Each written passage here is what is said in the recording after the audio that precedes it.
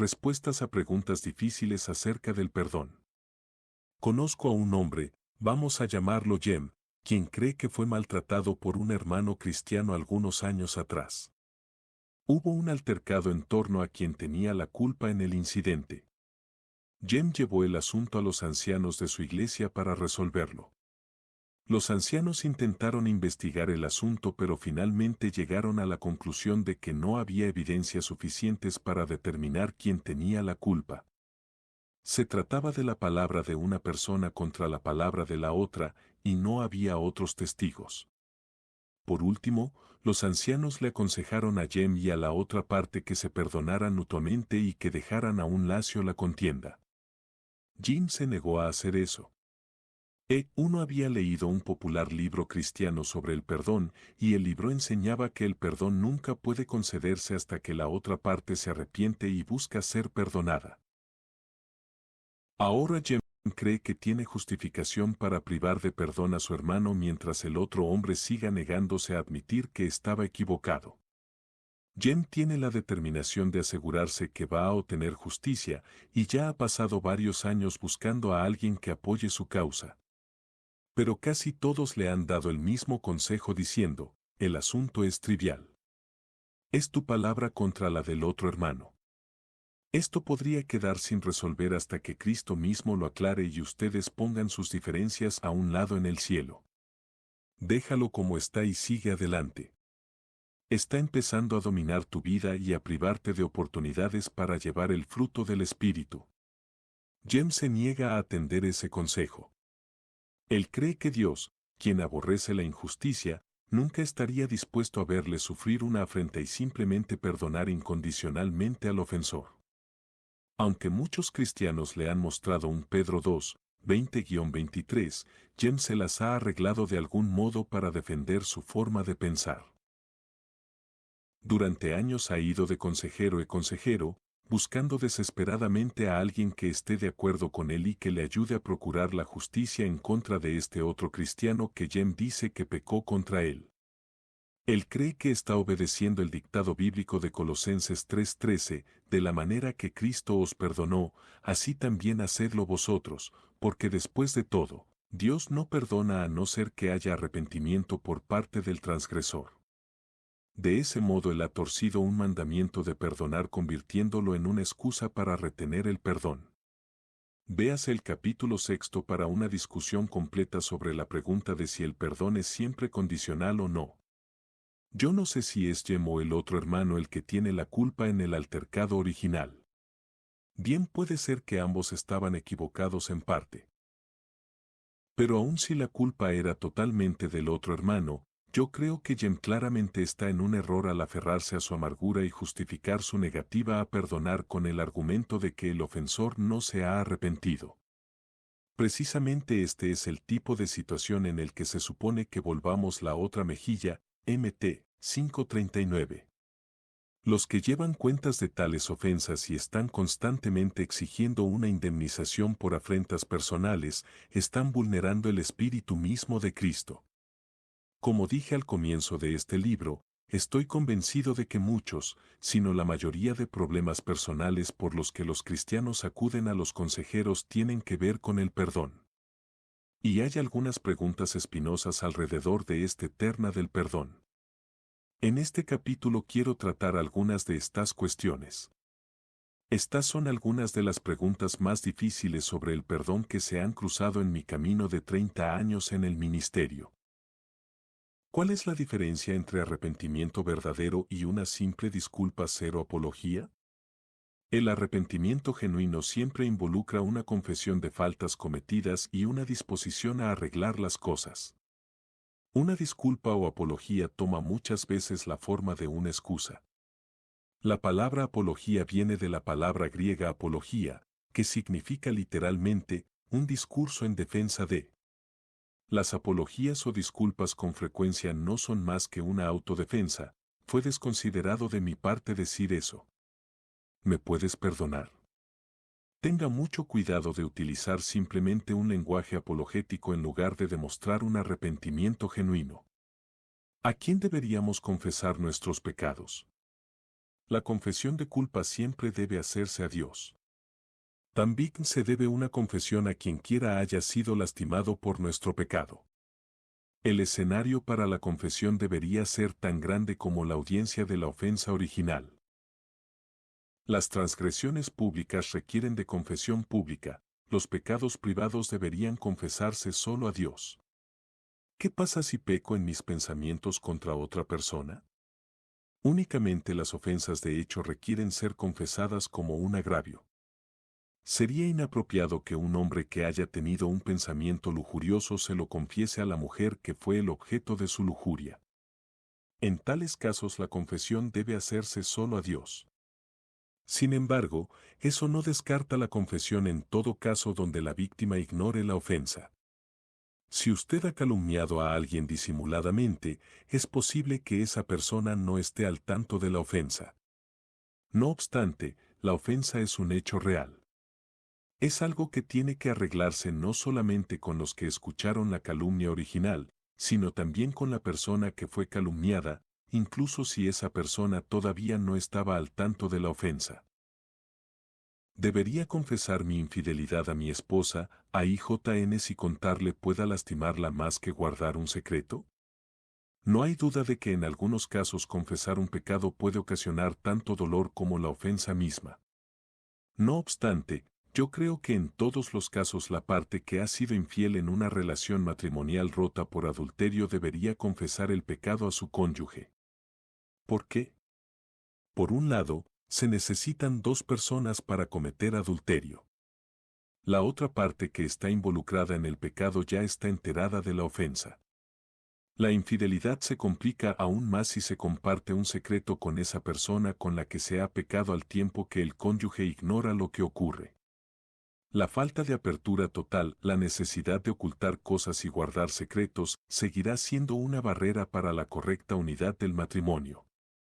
Algo tan serio como una brecha en la unión marital no puede repararse si se esconde la verdad de su cónyuge.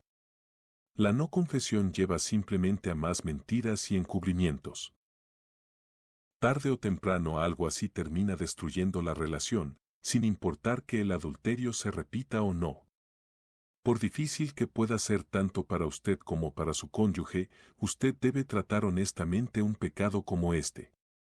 Si el cónyuge ofendido descubre el pecado por otros medios, el dolor se incrementará drásticamente. Es un deber del ofensor confesar el pecado a su cónyuge. ¿Cómo debemos manejar las ofensas repetitivas? Jesús respondió expresamente esta pregunta en Lucas 17, 3-4, mirad por vosotros mismos. Si tu hermano pecare contra ti, repréndele, y si se arrepintiere, perdónale. Y si 7 veces al día pecare contra ti, y 7 veces al día volviere a ti diciendo, me arrepiento, perdónale. Aquí de nuevo, se espera que nuestro perdón sea abundante, entusiasta, ansioso, ofrecido con desprendimiento y sin condiciones, aun para ofensores altamente reincidentes.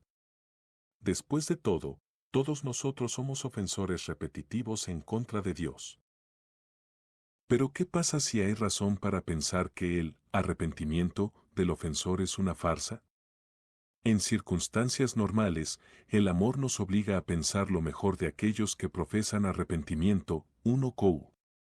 13:7. Sin embargo, las Escrituras no sugieren que haya ciertas ocasiones en que sea legítimo exigir frutos de arrepentimiento antes de suponer que la profesión de arrepentimiento de alguna persona sea legítima. Mt. 3:8. Le. 3:8. Un escritor describe un escenario hipotético donde un ofensor golpea intencionalmente en la nariz a una persona inocente. Después de la primera ofensa, el agresor pide y recibe perdón. Momentos más tarde, en otro ataque no provocado, golpea a la misma persona en la nariz, por segunda vez.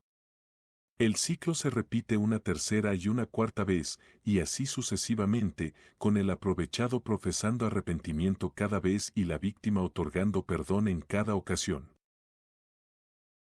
Ese escritor sugiere que así es como deben interpretarse las palabras de Jesús, y si 7 veces al día pecare contra ti, y 7 veces al día volviere a ti diciendo, me arrepiento, perdónale. Todo lo que el ofensor tiene que hacer es decir que se arrepiente y la persona ofendida está en la obligación de perdonarle. Pero esa es una interpretación demasiado rígida de las palabras de Jesús. Nuestro Señor no estaba sugiriendo que los discípulos tiraran el discernimiento por la ventana cuando se trata de evaluar el arrepentimiento de una persona. No hay nada en el contexto de Lucas 17:34 que sugiera que la ofensa que Jesús tenía en mente fuera deliberada o que el arrepentimiento fuera fingido. De hecho, es importante cuidarse del arrepentimiento fingido en casos como el hipotético que acabó de presentarse. Tal tipo de ofensas repetidas deliberadamente, especialmente cuando están acompañadas de falsas expresiones de arrepentimiento, son evidencia de un carácter profundamente malvado y de un aborrecimiento cínico de la verdad. Juan el Bautista tenía razón al negarle el bautismo a los fariseos hasta que hubieran demostrado que su profesión de arrepentimiento era genuina, Mt. 3:8. De manera que hay ocasiones en que es pura tontería aceptar una mera profesión de arrepentimiento, especialmente en el caso de varias ofensas deliberadas y reiterativas. De todas maneras, aun después de múltiples ofensas, la persona ofendida debe estar preparada para perdonar, ansiosa de perdonar a no ser que siga habiendo alguna razón muy fuerte para dudar de la profesión de arrepentimiento del ofensor.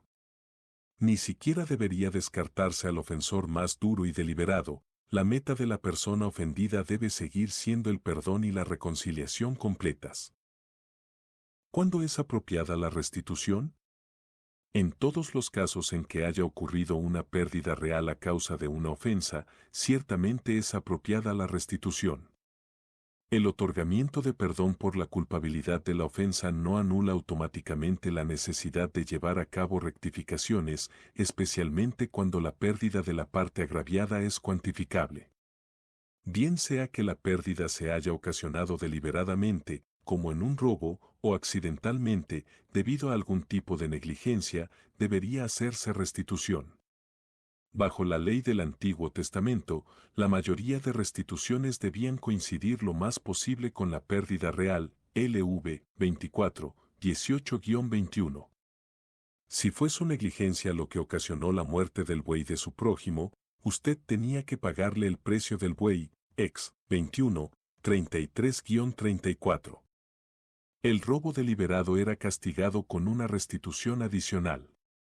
Alguien que robara dinero tenía que devolver un 20% adicional a la suma robada, LV 6, 4-5, NM 5, 6-7.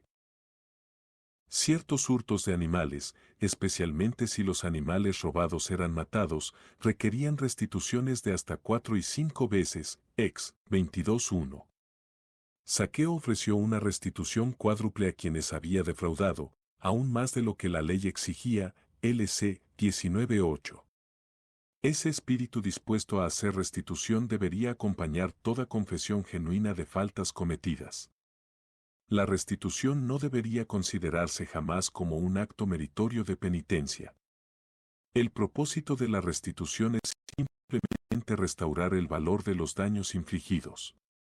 Bajo la ley de Moisés, cuando se exigía restitución por encima del valor real de la pérdida, el propósito de la restitución era al mismo tiempo castigar y prevenir. Por supuesto, la persona que perdona está en libertad de renunciar a su justa restitución y escoger sufrir la pérdida sin exigir un pago. Pero esa es la opción que tiene la persona ofendida. El ofensor, si está verdaderamente arrepentido, debe estar dispuesto a corregir la falta cometida en la medida de lo posible, cp. Mt. 18:26-29. ¿Qué restitución puede hacerse si la ofensa fue un pecado como mentir, calumniar, deshonrar a los padres, u otras clases de pecado donde no se puede asignar un valor concreto al daño? En algunos casos es imposible hacer una restitución tangible, pero de todas maneras tienen que hacerse enmiendas. Las mentiras deberían ser confesadas y la verdad debe comunicarse por lo menos tan ampliamente como fue difundida la mentira. Las calumnias deben corregirse con un sincero esfuerzo por restaurar la reputación y honra de la persona ofendida. En tales casos la restitución comienza por una confesión humilde de la falta cometida y una disposición a hacer todo lo que sea razonable para corregir el error. ¿La persona que perdona tiene la obligación de olvidar la ofensa? Perdonar y olvidar. Esa expresión ya ha entrado a la categoría de clichés. Cuando queremos conceder el perdón, ¿acaso eso implica una promesa de olvidar la ofensa por completo? Sí y no. Obviamente no hay modo de purgar la memoria para que olvide una ofensa. Y entre más seria sea la ofensa, puede ser más difícil evitar que su recuerdo llegue a la mente. He escuchado a personas sugerir que Dios olvida nuestros pecados cuando Él perdona. Usualmente citan Hebreos 8:12 y 10:17, y nunca me acordaré más de sus pecados y de sus iniquidades. O Isaías 43:25, yo soy el que horro tus rebeliones por amor de mí mismo, y no me acordaré de tus pecados. Pero esos versículos no dicen que Dios olvide nuestros pecados. Lo que dicen es que Él no los va a recordar. ¿Cuál es la diferencia? Olvidar algo es no tener ningún recuerdo de ello. Obviamente Dios, quien es omnisciente, no ha perdido la memoria en cuanto a nuestras transgresiones. Más bien, Él se abstiene de traerlas a su mente, Él promete no sacarlas a la luz. Y eso es exactamente lo que implica el perdón. Es una promesa de no recordarle a la persona esa ofensa. Hay Adams caracteriza esto como una promesa triple: usted promete no recordar su pecado haciendo alusión del mismo a esa persona, a otros y a usted mismo. El pecado queda enterrado. ¿Y qué pasa si no me puedo perdonar a mí mismo? Me doy cuenta de que hay algunos que enseñan que hay una clase de autoperdón que es necesario. Yo no encuentro esto por ninguna parte en las Escrituras. He conocido a muchas personas que afirman ser incapaces de perdonarse a sí mismas, pero al examinar con cuidado esto resulta ser usualmente producto de una especie de orgullo pecaminoso exacerbado por la moderna filosofía de la autoestima. La persona que se queja de no perdonarse a sí misma muchas veces está sencillamente buscando palabras halagadoras o de consuelo provenientes de otras personas, como una manera de eludir el dolor que la culpa ha ocasionado en su orgullo. Adams arroja luz sobre esta cuestión. Él escribe: el problema no es el autoperdón. La agonía expresada por ellos parte del hecho mismo de que, en la peor forma, ellos quieren perdonarse a sí mismos. Quieren poner todo el asunto detrás de ellos, quieren enterrarlo de una vez por todas. El problema es que las personas que hablan de esta forma reconocen que hay algo más que tiene que hacerse. El perdón es solamente el principio, simplemente se lleva la culpa. Ellos también reconocen que siguen siendo las mismas personas que cometieron la falta, que aunque han sido perdonados, no han cambiado. Al ser incapaces de poner esto mismo en palabras, acudiendo en lugar de eso a las expresiones populares que han escuchado alrededor de ellos, están clamando por el cambio que les asegure que nunca van a volver a hacer algo así. Cuando en mi posición de consejero les ayudo a lidiar con los problemas en sus vidas que los llevaron a cometer la falta, de manera tal que lleven un estilo de vida más bíblico, les pregunto entonces: ¿todavía tienes problemas para perdonarte a ti mismo? De manera invariable ellos dicen que no. ¿Qué pasa si la ofensa fue grave y yo estoy sufriendo todavía? ¿No debería esperar a perdonar hasta que pueda enfrentar el asunto con honestidad? ¿No hipócrita hacerlo de otro modo? Algunas transgresiones, en particular las ofensas que tienen que ver con la infidelidad matrimonial, pueden causar un dolor tan intenso que la persona ofendida imagina que en este caso sí está bien abstenerse de perdonar. Su razonamiento es que la enseñanza de Jesús sobre el perdón puede aplicarse bien al tratarse de ofensas insubstanciales, pero es seguro que una ofensa serio justifica un periodo de enfriamiento o un tiempo de sanidad emocional. No obstante, los que asumen normalmente esa postura dejan hervir sus emociones negativas, al nutrirlas empeoran la brecha ocasionada por la ofensa original con un resentimiento que endurece el corazón. Gran parte de las enseñanzas de Jesús sobre el perdón tuvo el propósito de enseñarnos a no dejarnos llevar por nuestras pasiones en esas cuestiones. Al permitir que las emociones tomen el control de nosotros al punto que violamos lo que racionalmente consideramos como un deber nuestro, estamos ante la esencia misma de la sensualidad. Y la sensualidad es pecaminosa, sin importar que sea el tipo de sensualidad que lleva a pecados de lujuria como el adulterio, o el tipo de sensualidad que permite que las emociones se constituyan en un estorbo que bloquea totalmente el camino hacia el perdón. El perdón es primero que todo un acto de la voluntad. No es hipocresía tomar la decisión de perdonar cuando las emociones gruñen pidiendo venganza.